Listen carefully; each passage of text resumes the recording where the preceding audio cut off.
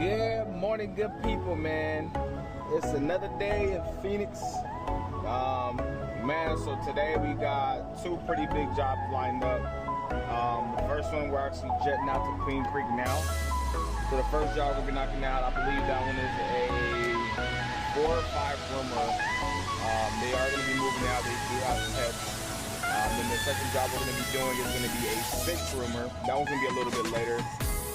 Just because again, the client, they do get off work a bit late, I believe what they said.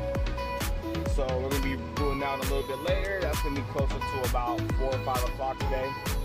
That one is going to be a Mesa. So Queen Creek Mesa, we're going to be running the whole East Valley today. We'll see what else comes in because we also do take same day appointments. So stay tuned.